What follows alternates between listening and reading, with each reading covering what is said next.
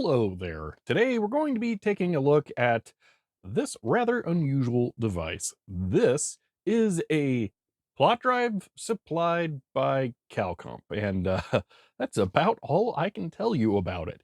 This was sent to me by Lucky Bob during one of my live streams, along with some other goodies for a build coming up at some point in the future, and it's a very intriguing device for me. So what this really is a serial and parallel print server, but instead of being networked, it takes floppy disks. So I believe the idea for this is you have your disk with a file that you want to print, you pop it into the machine, latch it in, hit print or read or whatever, and then it writes it out over parallel or serial to your printer to be able to work independent of a computer or anything else. I have not yet tested this, but this device would be phenomenally helpful for me. Every month for my videos, I do a new supporter printout where people who help support what I'm doing above a certain tier level get their names printed to a sheet of paper to show that support and my appreciation.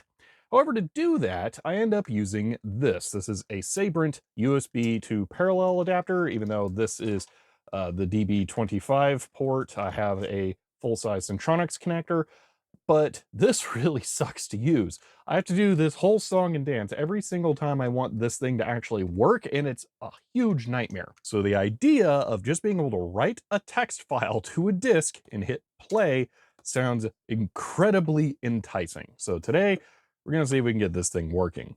Now, the first thing I want to do here is crack this open and take a look inside. I have actually done this before already, so I know instead of the 360K disk that I've been showing here, I'm actually going to want some 1.2 meg disks.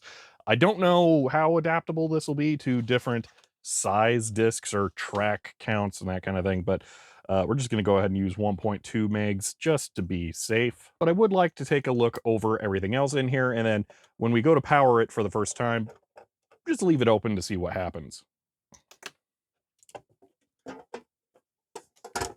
All right. Keep that aside since that has the button legends on it. All right, so on the front, we can see the world's most basic Hitachi LCD setup. That's 16 characters by 2 lines. Those are ubiquitous in industrial designs and hobby projects. We have some really fancy switches here. They're hinged. Those are weird. They're kind of cool. And then a gold star controller chip there of some kind. Controlling the thing here, we can see we have a Zilog Z80 of some description, dated 1990, week 40 here, it looks like. We have a custom ROM for this thing, some jumpers, which I'm not really crazy about, and then just some other supporting hardware, probably, yep, Western Digital floppy controller right there. That's all pretty typical and what I would expect. The floppy connector itself, it is this one on the back actually. Is that WD? Is that a floppy controller? Maybe I am wrong. This might be an LCD controller instead. But yeah, the floppy cable actually comes through there and then out to the front. We've got a standard little Molex amp mate and lock power connector there. And honestly, the power supply is kind of enormous down in there.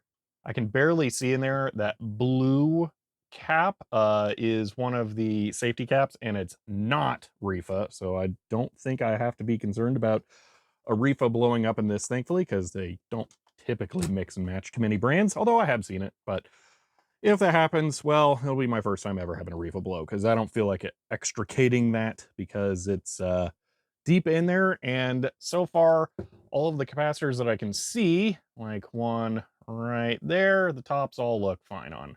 Just the exact right angle on the floppy drive. We can see that is a Chinon FZ506, which is a 1.2 meg drive. And I would have to look at the manual again, but there's a slight chance that it supports double stepping as a switch, which would be really cool because that would make it a lot more usable as a 360K drive, though it would still have the narrower head and not be suitable for writes. which is actually part of how I ended up with this box, because Lucky Bob saw this, grabbed it because it seemed like it would be great for converting it to a grease weasel setup, and then realized how unique and interesting this actually is, and kind of surprised me with sending it with some other stuff because this is definitely the kind of stuff I do.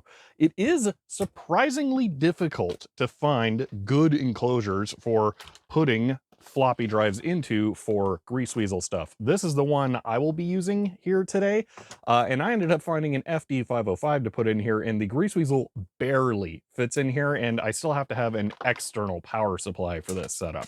So even this is not really ideal. This is, well, frankly, just a metal tube wrapped around the drive, so it's not really that great. But I'm really glad that this is going to get to continue to live out its original purpose here, because I am definitely going to be able to take advantage of this. Now, there really is nothing about this online. Like, I seriously have no idea if I can find a manual or anything, especially for this, because we have control option switches here. Let's go ahead and open this and see what's in there. It's clearly just some kind of jumper block, but I don't know if it's labeled at all.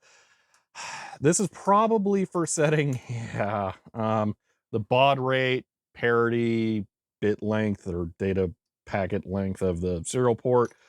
So without knowing how to configure that, the serial port may not be super useful. I also don't know what this switch is for. I'm gonna assume that this selects between serial or parallel output, but I really don't know. So that's fun.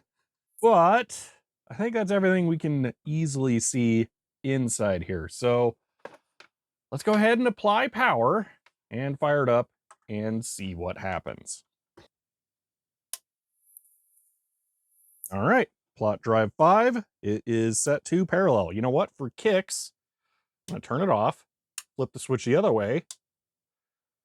Serial, okay, that doesn't work in real time, does it? No, okay. So we'll go ahead and leave it on parallel, I guess. I don't remember what is on this disc, but for kicks, let's just pop it in there, see what happens. So read is the left button.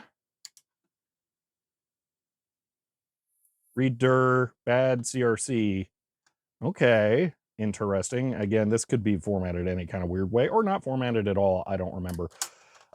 Did it damage the disk in any way? Nope, that looks good. All right. Well, I say we should go ahead and select directory. Ooh, I was trying to read it again. No drive or no disk in there. Don't get your hopes up. Let's go ahead and prep a disk for this thing. I'll put the front back on as well, and give it a shot. All right, before I can write anything here, I am going to need a 1.2 meg disk, so I grabbed this one that's already working its way open. And let's just go ahead and unseal this. 1.2 meg disks are not as useful in the grand scheme of things, so I have a lot more planks of these than other floppies. There we go. One brand spanking new 1.2 meg.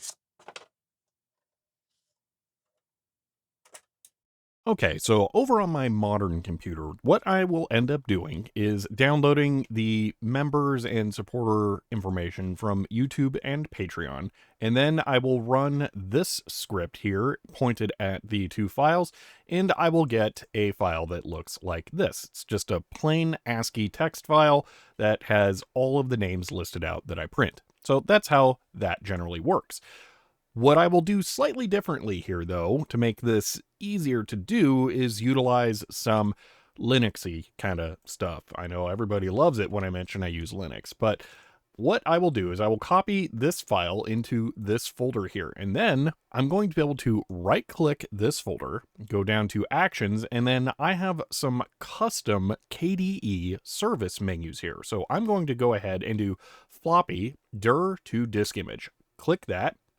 And there we go. I have a 1.2 megabyte disk image just through right-clicking a folder. Now, this is done using the service menus, as I mentioned, and I have a one-liner command, essentially, that creates a blank file that is the size of a 1.2 meg disk image. It's actually this one. I then use mtools to go ahead and format that image. Basically, it just makes the fat file system headers. And then for every file in this directory, it will copy them into the disk image. So that makes it extremely easy to make the disk image. Well, what about writing it? Well, I can also do the exact same thing using my Greaseweasel Simple menu here and just write 1.2 meg. And there it goes.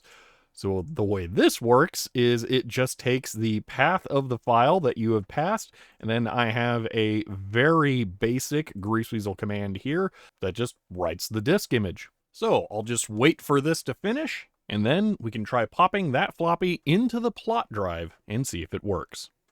The ease of use of this setup is why I will never really entertain putting a GoTech in the PlotDrive. This is about as easy as just copying a file to a flash drive anyway, although a little slower here, but that's not really a problem since I'm going to have to film it printing anyway, which isn't really fast either. And we're done. Okay, I'm going to go ahead and use the OkiMate 20 here with this again. And unlike my USB adapter, I actually need a real LPT cable for this.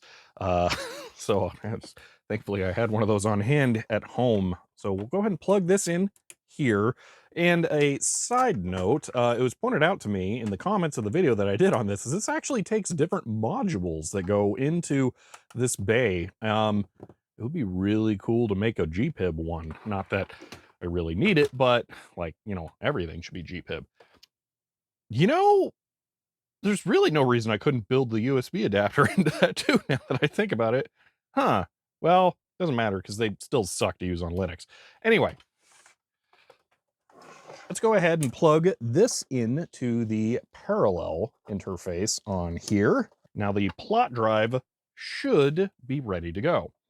I still don't have a fantastic way to support the paper for this. At some point here, I do really need to come up with a better solution for this. All right, there we go. That'll have to do for now. Giant drill bit on binder clips. Okay. All right.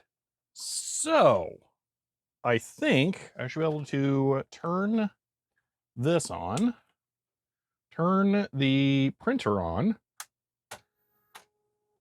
Okay, and then I'll go ahead and pop this open and then move the floppy over and we can see what happens here. Let's go ahead and read all files. I don't know what that's going to do. Let's go no. Okay, read file printout.txt. I think you guys can see that. Okay.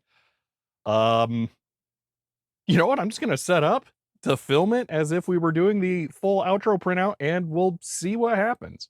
All right, here we go.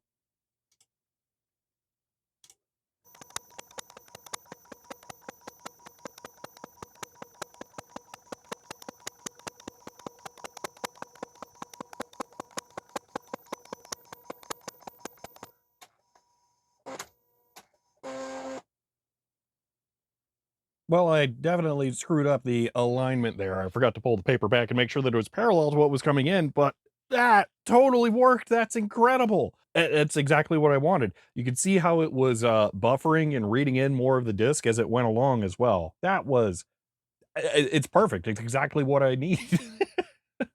Like, there's really not a whole lot more to this, I think. Select directory. There are no directories. I mean, I guess I could put, okay, print out thing. No. Okay, I'm guessing that goes through different files. I don't know what cancel does. I think I'm accidentally recording. Whoops. Okay, so we now have two files on there. I'm guessing. So we can go through print out and then other one. Okay.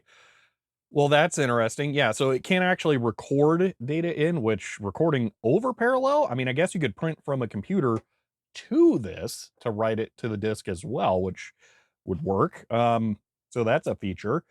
Man, that is so nice though. Okay, I'm gonna redo this in a way where it is not screwed, and then I will film this for real. Well, there really isn't much more to say about the plot drive here. I mean, it does one thing, it reads text files and sends the data out. I could put plotter stuff on here, obviously, since that's what it's meant for, HPGL, output over serial instead of parallel. I mean, there's a lot that you could do with something like this. Serial devices, I mean, you could have this connected to a terminal or a modem or something, and it could have like sent out jobs or something over serial. You could have used these one on each end of an acoustic coupler connected over the phone line to transfer files. Like, this is such a cool, weird little device. I really like this. Thank you so much, Lucky Bob, for sending this. This thing is fantastic. And I'm probably going to use this for every single supporter printout from now on. And I'm actually going to be using this for the video that came out before this one on the main channel about the Sharp PC 1251. So if you saw this and were wondering what it was, well, now you know. But that'll be it for now. So if you enjoyed this little second channel video, you might want to subscribe. You want to help support the channel? Well, I think you'll know what you can do here. But that's it for now, and I'll see you next time. And now let's do the real printout.